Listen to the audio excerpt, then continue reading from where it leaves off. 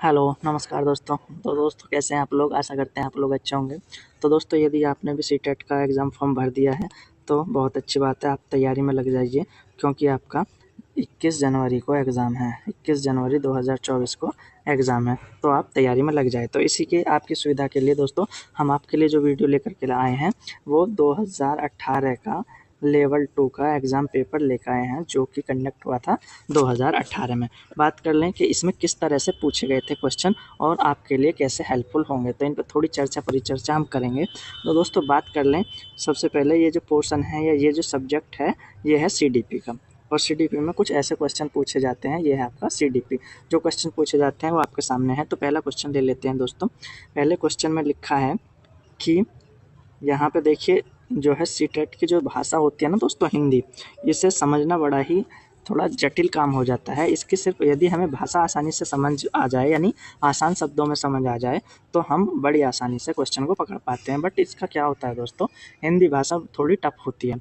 तो इसी को थोड़ा आसान बनाते हुए हम एक एक बिंदु पर या ऐसा करें, जो आपको कठिन लगेगा शब्द या जो हमें कठिन लगेगा, हम उसकी थोड़ी चर्चा यानी साधारण भाषा में कर देंगे। तो बात करें पहले क्वेश्चन की। पहले क्वेश्चन कहता है कि शरीर के केंद्रीय का मतलब सेंट्रल भाग से परिधि का मतलब बाह्य भाग, अंगों यानी अग्रंगों का मतलब आगे के अंगों की ओर का विकास दर्शाता है। यानी बात करें जैसे कि देखिए, सीडीपी जो होता है दोस्तों, हमेशा बच्चों की बारे में बात करता है कि एक टीचर को बच्चों को किस तरह से देखना चाहिए या उसका विकास कैसे होता है, ये सब बातें सीडीपी के अंतर्गत आती हैं। तो दोस्तों बात करें जैसे कि एक बच्चा है, मान के चलो ये कोई चुन्नू मुन्नू सा बच्चा है। तो दोस्तों इसका जो सेंट्रल पार्ट है दोस्तों यहाँ है, और सेंट्रल पार्ट से जो बाहर की तरफ विकास होगा, इधर बाहर की तरफ, तो इसे कहते हैं अधोगामी या अधोगामी विकास कहते हैं, या आपका मध्यगामी भी बोलते हैं, मध्य से बाह्य की ओर। और दूसरा जो विकास का चरण होता है शीर्षगामी में क्या होता है दोस्तों, शीर्षगामी में होता है सिर से, ये आपका सिर हो गया, सिर से पैर की तरफ जो विकास होगा वो शीर्षगामी में आता है। और अधोगामी में आता है जो कि पेट से बाह्य की तरफ, यानी जैसे कि दिल है, दिल के बाद यानी जो बच्चा है सबसे पहले उनके अंदरूनी भागों का विकास होगा। जब गर्भ में भी बच्चा होता है तो सबसे पहले क्या होता है दोस्तों, अंदरूनी भागों का विकास होता है। और जब जन्म ले लेता है बच्चा, धीरे धीरे उसके बाह्य अंगों का विकास होता रहता है। तो इसे अधोगामी भी कहते हैं दोस्तों, और मध्य से बाह्य की ओर। तो यहाँ पे ऑप्शन जो राइट हो जाएगा दोस्तों, अब आप समझ चुके होंगे कि यहाँ पे ऑप्शन राइट हो जाएगा 3 नंबर, मध्य से बाह्य विकास के सिद्धांत के अनुसार। इस तरह से इसे आप समझ सकते हैं। इसके बाद अगला क्वेश्चन ले लेंगे दोस्तों। बात करें क्वेश्चन नंबर 2 की। क्वेश्चन नंबर 2 में लिखा है स्कूल बच्चों के समाजीकरण की एक संस्था है। तो दोस्तों ये तो आपको पता ही है कि जो भी बच्चे जाएंगे स्कूल में, वहाँ पे क्या सीखेंगे, क्योंकि परिवार के बाद दोस्तों, यदि परिवार के बाद दूसरी जगह कहीं भी बच्चे समाजीकरण सीखते हैं, वह होता है स्कूल।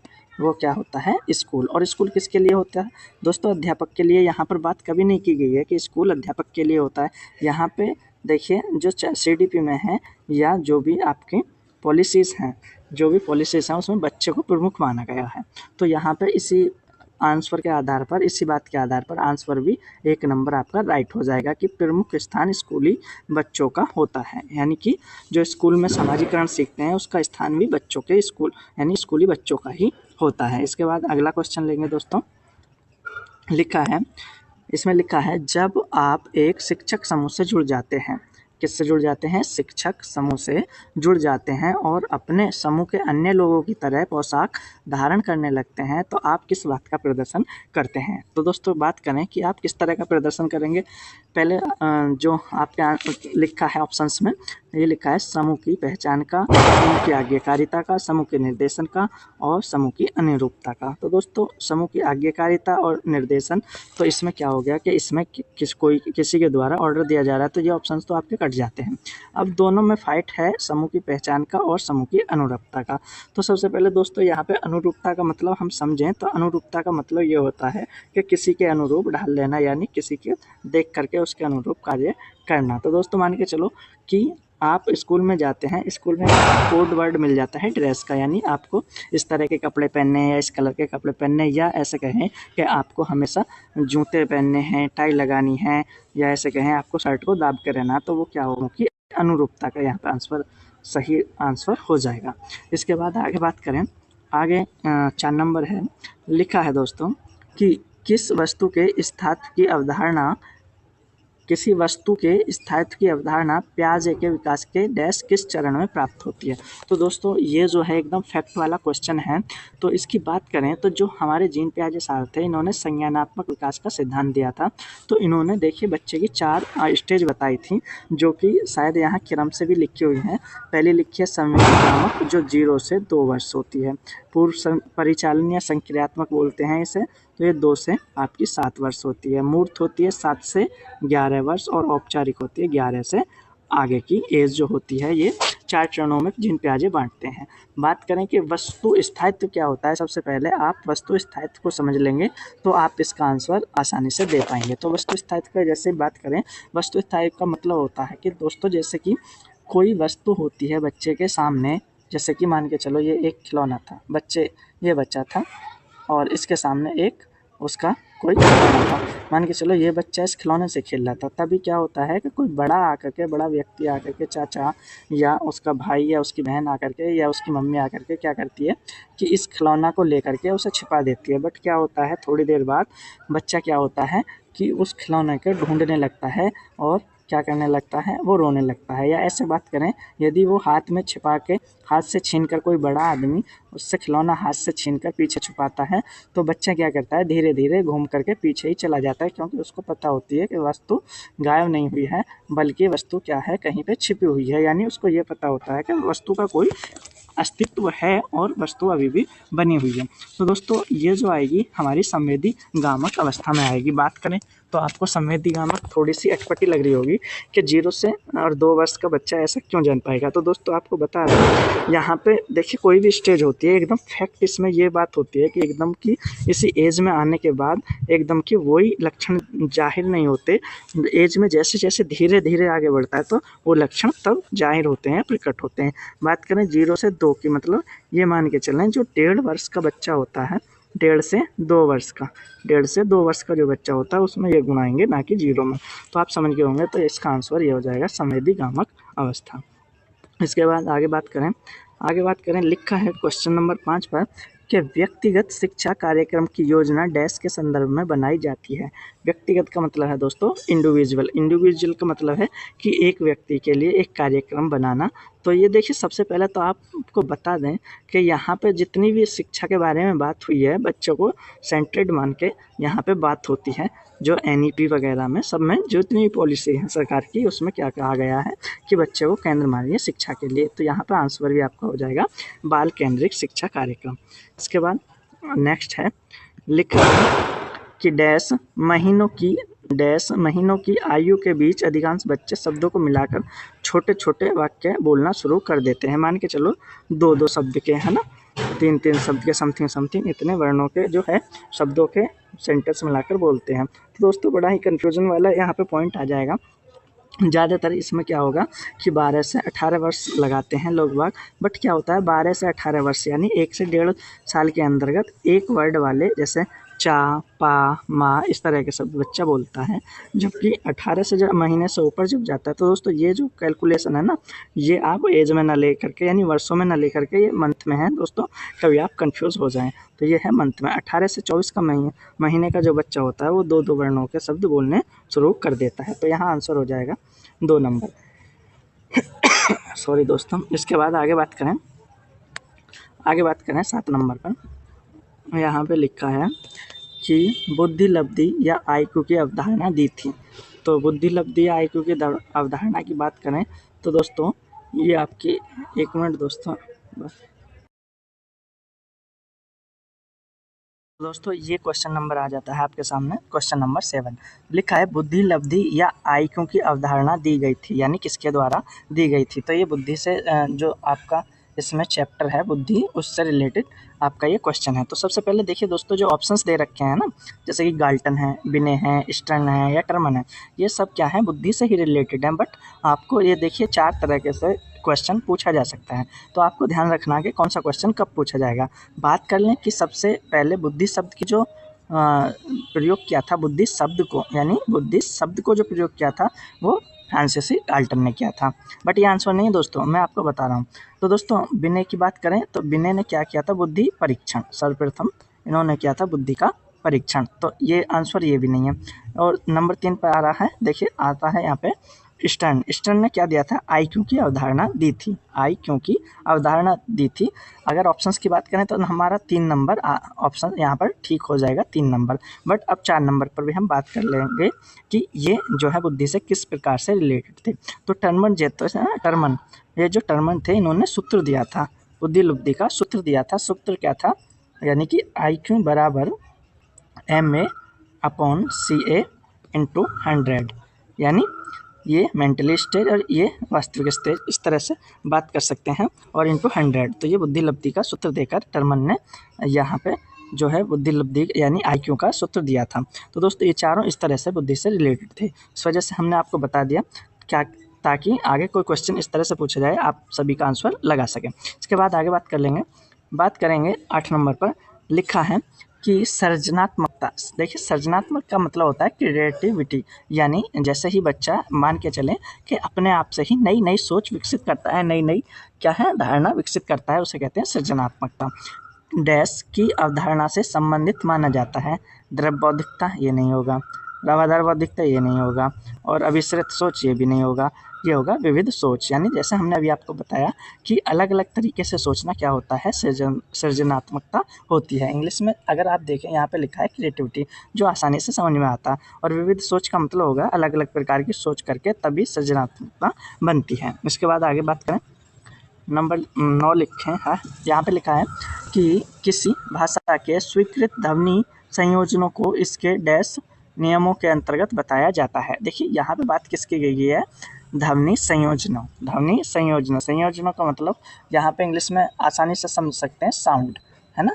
तो साउंड का मतलब देखिए दोस्तों, व्याकरणिक भी नहीं होगा, व्याख्यात्मक नहीं होगा, विभक्ति, तो ये सब क्या है, ये है त्रुटि से संबंधित, यानी कि लिखित त्रुटि हो चाहे किसी प्रकार की आपकी ग्रामेटिकल त्रुटि हो, तो ये तो इससे संबंधित है। बट बोलने की जो संबंधित है वो ध्वनि संबंधी है, तो आंसर आपका 1 नंबर राइट हो जाएगा। इसके बाद आगे बात करें, 10 नंबर लिखा है कि जब सोचने की प्रक्रिया किसी भाषा द्वारा प्रभावित होती है तो ऐसी स्थिति को क्या कहते हैं। यानी सोचने की प्रक्रिया यदि भाषा के द्वारा प्रभावित होगी तो दोस्तों सीधी सी बात है, यहाँ पे भाषा की ही बात हो रही है, तो भाषा निर्धारण ही यहाँ पे आंसर हो जाएगा, ना ही ज्ञान पक्ष, संज्ञान पक्ष का, सामाजिक का नहीं, संस्कृति का नहीं। इसके बाद आगे बात करें, नंबर 11 लिखा है कि देखिए दोस्तों, ये बहुत ही आपको ध्यान से समझना है, ये आपके जो है ये मान के चलें कि आपके ही व्यवहार से जुड़ा हुआ क्वेश्चन है। लिखा है कि अपने अनुभवों और लक्षणों के आधार पर उपकरणों यानी टूल्स खराबी के कारण परिकल्पना का मतलब है अपने आप में सोचना, विचार करना, सपना देखना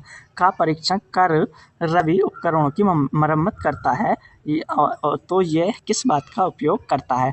तो बात कर लें कि दोस्तों मान के चलो आप किसी को देखते हैं कि साइकिल खराब हो गई, तो वो क्या करता है, एक चाबी पेचकस लेता है, और क्या होता है कि जैसे कि चैन उतर गई उसकी, तो वो चाबी पेचकस से खोल करके वो क्या करता है, इस तरह से उसकी चैन मिस्त्री चढ़ा लेता है, तो ये रवि देखता है। बाकी और यदि वो उसकी घर इसी तरह से दिक्कत आती है तो वो भी क्या करता है, चाबी पेचकस की सहायता से क्या करता है, वो चैन को चढ़ा लेता है। फिर यदि इसी आधार पर वो बाइक की भी चैन चढ़ा ले, यानी अनुमान लगाता है, वो क्या करता है, अनुमान लगाता है कि जिस तरह साइकिल की उतरी थी और वो चैन हमने चढ़ा ली थी, तो वो भी इसी तरह मोटरसाइकिल की भी चढ़ा लेंगे, तो इसलिए ये आपका आंसर राइट हो जाएगा। इसके बाद आगे बात करें, लिखा है दिव्या अक्सर निर्देशित कार्यों को छोटे छोटे हिस्सों में विभाजित कर आसान बना लेती है, वह उपयोग किस विधि का करती है। तो देखिए दोस्तों, मान के चलो हमारा यहाँ पे कोई लक्ष्य है और हम यहाँ खड़े हैं और ये हमें प्राप्त करना है, तो देखिए धीरे धीरे कठिनाई आएंगी, यहाँ पे कठिनाई आएंगी, इसे पार करो, फिर यहाँ पे कठिनाई आएंगी,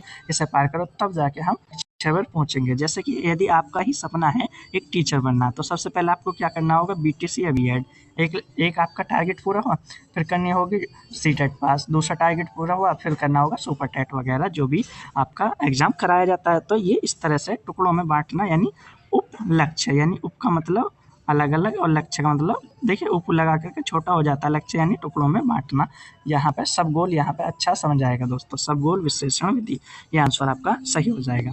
इसके बाद आगे बात करें, लिखा है 13 नंबर, पुरुष और महिला की भूमिकाओं का निर्धारण समाज करता है, यह कथन क्या बतलाता है। कि, या ऐसे कह सकते हैं कि क्या बतलाता है। देखिए यहाँ पर बहुत ही थोड़ा आपको सोचने की ज़रूरत है। मान के चलें यदि आप ये कहीं पे बात देखेंगे कि बच्चे का निर्धारण किस प्रकार की प्रक्रिया है, यानी लिंग निर्धारण किस प्रकार की क्रिया, तो वो अनुवांशिक या पुरुष की प्रक्रिया या महिला की प्रक्रिया होती है। इन दोनों मिलकर के क्या होता है, लिंग निर्धारण करते हैं। बट यहाँ पे लिंग निर्धारण की बात नहीं हो रही दोस्तों, यहाँ पे बात हो रही है कि समाज द्वारा किस प्रकार से यह बताया जाता है कि कोई बच्चा लड़की है, कोई बच्चा लड़का है, यानी कोई बच्ची लड़की है, मान के चलो ये लड़का है और ये लड़की है, तो समाज के द्वारा कैसे बताया जाता है। तो दोस्तों ये आपको पता होगी, जैसे कि कभी-कभी ऐसा होता है कि कोई भी लड़की होती है, तो जब वो छोटी होती है तो वो कहती है कि मैं जाऊँगा, मैं खाऊँगा, मैं पीऊँगा, यानी लड़के की भाषा बोलती है। बट क्या होता है, समाज के कुछ लोग जो घर के ही लोग होते हैं सबसे पहले, तो वो बोलते हैं कि बेटा आपको ऐसा नहीं बोलना, आप लड़की हैं तो आपको ऐसा बोलना होगा कि मैं जाऊँगी या मैं खाऊँगी। तो या कपड़े के पहनावे से अलग कर के, यानी कि लड़की का पहनावा अलग होता है, लड़के का पहनावा अलग होता है। इस तरह की जानकारी कौन देता है, समाज के ही लोग, यानी हमारे परिवार के लोग देते हैं। और क्या होता है, इसी के आधार पर लड़का और लड़की का अलग अलग क्या हो जाता है, डिफरेंस हो जाता है। यानी जो बच्चे होते हैं वो अपने आप को लड़का और लड़की महसूस करने लगते हैं। लैंगिक क्षमता तो बहुत बाद में जाकर विकसित होती है, समझ आती है दोस्तों। तो इसीलिए यहाँ पर सामाजिक अवतरण जो है आंसर आपका राइट हो जाएगा। इसके बाद आगे बात करें, लिखा है, देखिए ये भी अच्छा क्वेश्चन है। ग्रेडिंग लिखा है आपका, लिखा है कि एक मिनट दोस्तों थोड़ा एरर हो गया। तो यहाँ पे लिखा है 14 नंबर पर लिखा है कि ग्रेडिंग, कोडिंग, अंकन और क्रेडिट संचय प्रणाली के कुछ उदाहरण हैं। किस किस के, ग्रेडिंग, कोडिंग, अंकन, क्रेडिट। तो एक बात आप देखिए दोस्तों, ये किससे रिलेटेड है, ये सब हमारे किससे, स्कूली शिक्षा होती है उसमें क्या है, रिपोर्ट कार्ड या रिजल्ट कार्ड बनाया जाता है, उससे संबंधित है। तो दोस्तों इसमें ऑप्शंस पढ़ते हैं। देखिए ये कह रहा है परीक्षा के उत्तर पत्रों की मूल्यांकन प्रक्रिया है। देखिए दोस्तों अंकन करेंगे तो मूल्यांकन करेंगे, सीधी सी बात है। कक्षा में बच्चों की स्थिति, ग्रेडिंग वगैरह देंगे तो उसकी स्थिति पता लगेगी। आलेख पत्र यानी रिपोर्ट कार्ड की अकादमिक प्रकृति को दर्शाने के लिए। तो दोस्तों सभी को जो है इसमें हमें ऑप्शन सही लग रहे हैं। तो यहाँ पे यदि हमारा आंसर उपयुक्त सभी होता तो हम उसको उपयुक्त सभी को लगाते हैं। बट यहाँ पे आपको सूटेबल यानी ऐसा कोई आंसर ढूंढना है दोस्तों, इसे कहते हैं पेडागोजी। इसी को पेडागोजी कहते हैं दोस्तों, जो आपको कंफ्यूज करती है। तो दोस्तों ये जो पेडागोजी होती है ना, हमें सभी आंसर राइट लगते हैं बट हमें सबसे बेस्ट आंसर चुनना होता है। तो यहाँ पे 4 नंबर पर लिखा है कि अधिगमकर्ता यहाँ पे सबसे पहले समझ लें, अधिगमकर्ता छात्र को कहते हैं। दोस्तों जो सीटेट की भाषा में अधिगमकर्ता होता है ना, सीखने वाला अर्थात छात्र को कहते हैं। दोस्तों कभी आप कंफ्यूज हो जाएं तो अधिगमकर्ता जो कहते हैं वो छात्र को कहते हैं। तो यहाँ लिखा है कि अधिगमकर्ताओं की उपलब्धि के आकलन की गणन विधि, यानी कि देखिए लास्ट में आकर के हमें क्या करना होता है, लास्ट में यही पता लगता है कि बच्चे ने कितनी उपलब्धि प्राप्त की है ना, चाहे खेल में हो, चाहे आपके मूल्यांकन में हो, यानी कि उनके नंबरों में हो, है ना। तो ये सब क्या दिखाता है कि किसकी उपलब्धि क्या है। तो यहाँ पे सूटेबल जो आंसर होगा वो 4 नंबर होगा दोस्तों। ठीक है दोस्तों, इसके बाद आगे बात करते हैं। लिखा है, देखिए यहाँ से ये मान के चलिए आपके कुछ पेडागोजी के क्वेश्चन आ जाते हैं जो आपको बहुत ही परेशान करते हैं। तो दोस्तों ये थोड़ा सा क्या है ना, इस पर ध्यान देने की बात है। यदि आप ध्यान से थोड़ा प्रैक्टिस कर और थोड़ी क्लासेस लेकर के आप दोस्तों किसी भी चैनल वगैरह से आप ये क्लासेस ले सकते हैं। क्योंकि दोस्तों हमने भी जब सीटेट पास किया था तो दोस्तों हमने भी बस चैनल वगैरह से ही क्लास ली थी। बुक तो 1-2 बुक खरीदी थी बस, बट थोड़ा ध्यान दिया था और वहीं से हमारा भी क्लियर हो गया था। बात करें तो दोस्तों अधिगमकर्ताओं की उपलब्धि का आकलन शिक्षकों की सहायता करता है। तो दोस्तों यहाँ भी अधिगमकर्ता सबसे पहले आप छात्र मान लें, सबसे पहले क्या कर लें, छात्र मान लें। छात्र अधिगमकर्ता को क्या मान लें, छात्र। तो ये कह रहा है छात्र की उपलब्धि का आकलन शिक्षकों की सहायता किस प्रकार से करता है, यानी कि अधिगमकर्ता के रिकॉर्ड प्रदर्शन रखने में, अच्छा शिक्षण अधिगम विधियों की प्रभावशालीता का मूल्यांकन करने में, या कक्षाओं में अधिगमकर्ता क्षमता का समूह बनाने में, शिक्षण गतिविधियों की सूची तैयार करने में। देखिए दोस्तों बात ये है, जब एक शिक्षक किसी छात्र को पढ़ाता है, यदि वो फेल हो, पास हो या अच्छे नंबर ले या कम नंबर ले, तो यहाँ पे सबसे मेन बात ये निकल के आती है कि शिक्षण विधि में कौन सी प्रक्रिया ऐसी अपनाई गई जिससे कि बच्चा अच्छे नंबर लाया, और कौन सी ऐसी गलत विधि रही जिसके कारण बच्चा फेल हो गया। यानी ये प्रभाव को ही दिखाता है हमेशा प्रभाव को दिखाता है कि किस तरह से ये प्रभाव रही हमारी शिक्षण प्रणाली। बात करें आगे 16 नंबर की बात कर लेते हैं दोस्तों। लिखा है समावेशी शिक्षा के सिद्धांत पर आधारित है। सबसे पहले समावेशी का अर्थ जान लेते हैं। समावेशी का अर्थ होता है सभी को साथ रखना। सभी को साथ रखना या साथ लेकर के शिक्षा लेना क्या कहलाता है? समावेशी शिक्षा कहलाता है। तो समावेशी शिक्षा का मतलब है कि किसी में भी अंतर ना करना, सभी को साथ लेना। तो आप आंसर ही आप समझ गए होंगे। तो इसका आंसर है 2 नंबर, समानता एवं समता एवं समानता का अवसर। ठीक है दोस्तों, आगे बात करते हैं। लिखा है 17 नंबर पर लिखा है कि दिव्यांगजन अधिकार अधिनियम वर्ष डैश को लागू किया गया था। दोस्तों आप कंफ्यूज होंगे। देखिए 1992 और 1999 ये तो बिल्कुल नहीं है। आप कंफ्यूज ये होंगे कि 1995 करें या 2016 करें। तो दोस्तों इस कंफ्यूजन के लिए भी हम आपको बता देंगे।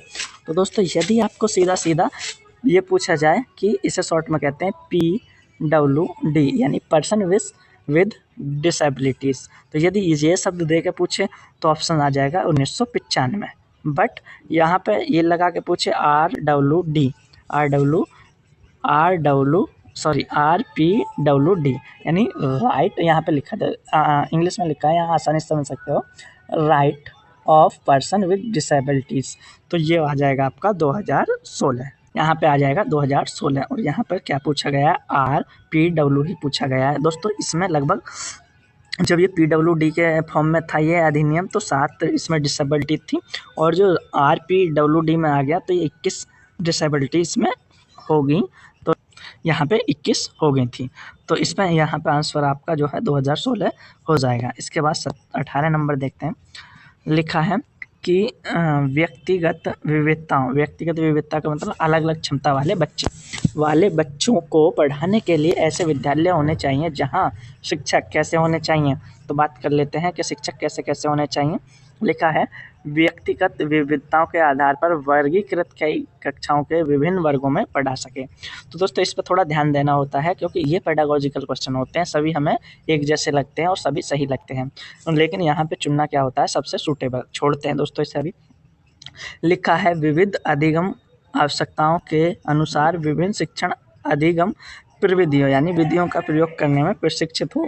तो दोस्तों ये यहाँ पर सूटेबल आंसर मिल जाता है, क्योंकि दोस्तों यदि एक शिक्षक हर एक कंडीशन की ये विधि जानेगा कि कौन सी कंडीशन में किस बच्चे को कौन सी विधि से पढ़ाना है, तो वो आपका बेस्ट आंसर हो जाएगा। जैसे कि दोस्तों बात कर लें, यदि आपका बच्चा अंधा है तो उसे क्या है? ब्रेल लिपि से पढ़ाना है, यानी कम दृष्टि वाला है या दिखता नहीं है तो उसे ब्रेल लिपि से पढ़ाना है। किसको? व्याख्यान विधि से पढ़ाना है ना। ये सब विधि जो जानेगा तो वो ही आपका बेस्ट टीचर हो जाएगा। इसके बाद आगे चलें, बात करें 19 नंबर पर।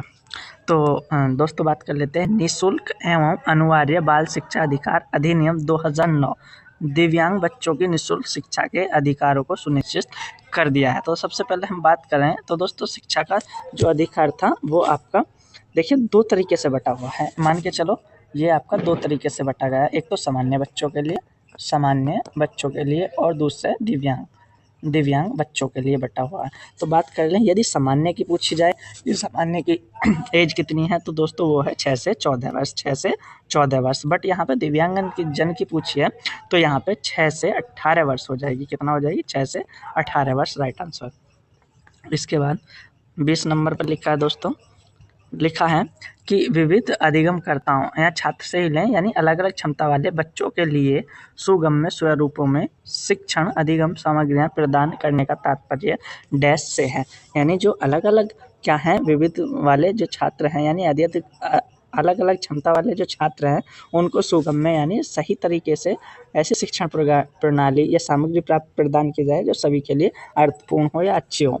तो यहाँ पे बात करें सार्वभौमिक समावेशी शिक्षा के नैतिक विचार देने से तो नहीं होगा दोस्तों। व्यावसायिक तो देना ही नहीं है क्योंकि अभी बच्चे भी छोटे हैं। शिक्षण सार्वभौमिक मानववादी दृष्टिकोण ये भी नहीं देना। ये क्या है? अधिगम की सार्वभौमिक संरचना यानी ऐसा अधिगम देना चाहिए जो सब जगह सार्वभौमिक हो, क्या है? एकदम की राइट हो, सब जगह फिक्स बैठता हो। उसके बाद आगे बात करते हैं नंबर 21 लिखा है स्व जागरूकता एवं संज्ञानात्मक क्षमताओं का नियंत्रण जैसे योजना बनाना, समीक्षा करना, संशोधन करना इत्यादि डैश अंतर्निहित यानी किसके अंतर्गत आता है? क्या-क्या? स्व जागरूकता यानी अपने आप जो है जागरूकता यानी सचेत होना यानी ऐसे मान के चलें जागरूक होना, या संज्ञानात्मक यानी ज्ञान की क्षमताओं का विकास करना या उन पर नियंत्रण करना। ये सब क्या बात तो किसके अंतर्गत आती है? दोस्तों केंद्रीकरण, यहाँ कोई ऑप्शन नहीं है। संज्ञान से खाली काम नहीं चलेगा। समायोजन क्या होता है दोस्तों? सुन करके किसी बात का समायोजन करना और संयोजन के अंतर्गत आता है। लेकिन यहाँ पे देखिए संज्ञान और बोध को दो जगह बांटेंगे। संज्ञान का मतलब हो जाएगा ज्ञान और बोध का मतलब हो जाएगा समझ। जब ये दोनों चीज़ें होंगी तो बच्चा अच्छा यानी ये योजना समीक्षा आदि कार्य कर पाएगा। तो इसके अंतर्गत ये आते हैं 2 नंबर यानी संज्ञान बोध के अंतर्गत।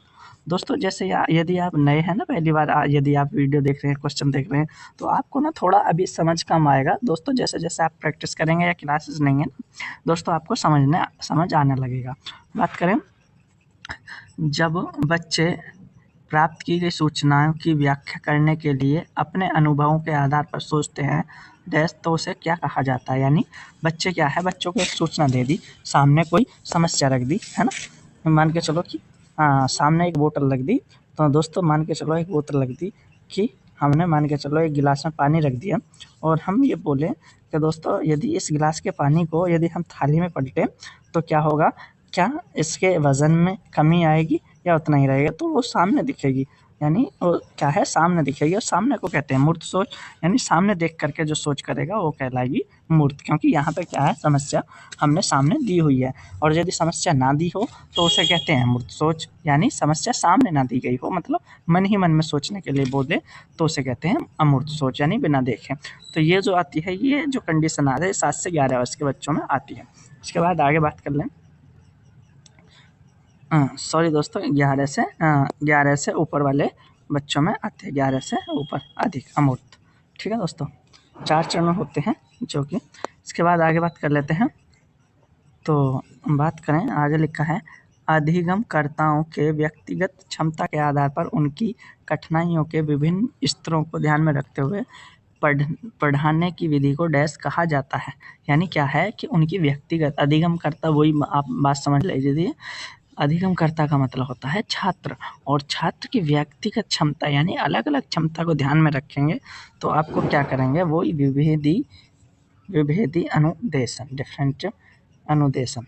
ठीक है दोस्तों, ये आपका यहाँ पे हो जाएगा विभेदी अनुदेशन। उसके बाद आगे बात करें, नंबर 24 लिखा है कि प्रतिपालन अधिगम का एक विशिष्ट चरण है जो अधिगम के डैश चरण का पूर्ववर्ती है, यानी अधिगम के पहले आता है। तो दोस्तों देखें, यहाँ पे अधिग्रहण करना है ना, अभिप्रेरणा, तो इसका मतलब लेना देना आत्मनिर्भरता से भी लेना नहीं है, सामान्यकरण से, ये दोनों ही बात हैं। जबकि अधिग्रहण का मतलब होता है जैसे कि कोई सूचना या कोई जानकारी पहली बार सुनी जाती है तो उसे कहते हैं अधिग्रहण, और उसके बाद दोहराते हैं तो उसे कहते हैं, क्या कहते हैं दोस्तों? दोहराना कह सकते हैं या रिपीटेशन कह सकते हैं, रिपीटेशन। और उसके बाद क्या होता है दोस्तों? उसके बाद उसे मेंटेन करना होता है। मेंटेनेंस मतलब प्रतिपालन, मेंटेन करना, कि जैसे कि उदाहरण के द्वारा हम आपको बताएंगे। और उसके बाद आता है सामान्यकरण। तो यहाँ पे आंसर सामान्यकरण नहीं होगा दोस्तों। पहले बात कर लेते हैं सामान्यकरण से पहले, यानी कि हाँ, आंसर तो सामान्यकरण ही होगा, बट इसके पहले की दोस्तों, पहले की यानी प्रतिपालन, यानी इससे पहले ही आएगा। इसकी बात कर लेते हैं। जैसे बात कर लेते हैं, मान के चलो एक बच्चा है, हमने उसे बताया कोई जानवर आया सामने, तो मान के चलो उसके 2 कान, 2 पैर, 2 आँख, 2 नाक, सॉरी 2 पैर नहीं, सॉरी दोस्तों, 4 पैर थे, एक पूँछ थी, मतलब कुत्ते जैसा दिख रहा है। तो आपको तो पता है वो कुत्ता है, बच्चे को बताया कि ये कुत्ता है, तो अधिग्रहण हुआ। बच्चे ने कुत्ता नाम सुना, फिर उसने दोहराया, रिपीटेशन हुआ, 2 नंबर पर रिपीटेशन हुआ। और इसके बाद बच्चे ने क्या करा, उसे मेंटेन किया, यानी ये किस चरण में रखना है, क्योंकि उसी की तरह वो बिल्ली भी देखता है, बंदर भी देखता है, बट सबको मेंटेन अलग-अलग करता है, तो इसे प्रतिपालन कहेंगे, जो 3 नंबर पर आता है। और इसके बाद वो मेंटेन करने के बाद सामान्यकरण कर लेता है, यानी कि जनरलाइजेशन कर लेता है कि ये इस कैटेगरी का है, ये इसका। तो यहाँ पे जो आंसर होगा सामान्यकरण, यानी इसकी पहली अवस्था को क्या कहते हैं, प्रतिपालन या मेंटेनेंस। इसके बाद आगे बात कर लेते हैं। यहाँ पे ये देखिए एकदम फैक्ट वाला क्वेश्चन है। जिनजोग जो एक मनोवैज्ञानिक का यह मानना था कि संज्ञान और भाव यानी ज्ञान और विचार एक साथ मिश्रित होते हैं या अलग अलग होते हैं, तो इन्होंने हमेशा इनको स्वतंत्र बताया। इसके बाद लिखा है कि पहले से सीखे हुए कार्यों में सुधार लाने के लिए शिक्षक बच्चों के प्रदर्शन देखकर सिखा रहा है। वह शिक्षण की डैश किस विधि का प्रयोग कर रहा है? तो वो क्या कर रहा है? एक प्रतिरूपण का प्रयोग कर रहा है। तो आंसर सही हो जाएगा प्रतिरूपण। यहाँ पे ये भी देखिए फैक्ट वाला क्वेश्चन है दोस्तों। लिखा है मेंस और जेनिस के अनुसार निर्णय लेने वाले बच्चे समस्या का विश्लेषण करते हैं, विकल्पों की सूची बनाते हैं और इसके फायदे नुकसान के प्रत्येक पहलू पर विचार करते हैं। इसका व्यवहार प्रस्तुत करता है, क्या करता है? तो चौकस करता है, सतर्क करता है या निर्तवान करता है या आपका निरंकुश करता है। तो इसके बाद सतर्क हो जाएगा, इसका आंसर जो होगा आपका सतर्क हो जाएगा। इसके बाद ये फैक्ट वाला क्वेश्चन था दोस्तों। बात करें लिखा है 28 नंबर, एक समस्या सुधारक बच्चा डैश विचार के आधार पर कथनों की सच्चाई में संभावना का मूल्यांकन करता है। किसका करता है दोस्तों? सौंदर्य बोध से। तो आपका मतलब यह है ही नहीं, सृजनात्मकता का या अमूर्त सोच का या तार्किक। तो समस्या सुधारक जो बच्चा होगा वो तर्क करेगा। क्या करेगा दोस्तों? तर्क करेगा, यानी किसी समस्या को यदि सुलझाएगा या विचार करेगा तो तर्क के आधार पर करेगा। आंसर आ जाएगा तर्क। 29 नंबर पर लिखा है जिस दिए गए कार्य को करते समय बच्चे स्वयं आनंद लेते हुए अनुभव प्राप्त करते हैं उसे कहा जाता है, उसे कहते हैं दोस्तों उपभोक्ता कार्य, उपभोक्ता प्रकार का कार्य। इसके बाद 30 नंबर पर लिखा है कि बहुसंवेदी शिक्षण अधिगम की प्रविधि में अधिगम संवर्धन हेतु दृश्य, श्रव्य, स्पर्श और संवेदनाओं का एक साथ प्रयोग किया जाता है। यानी देखिए संवर्धन हेतु दृश्य और श्रव्य और स्पर्श वाली जो वस्तु हैं उनके साथ साथ क्या होना चाहिए? गतिबोधक, यानी चलने फिरने वाली भी दिखती हैं दृश्य साधन वालों में। तो आंसर हो जाएगा गतिबोधक। तो दोस्तों कैसी लगी वीडियो कमेंट करके बताएं। दोस्तों तैयारी करते रहें दोस्तों, और जो है दोस्तों आप लगे रहें।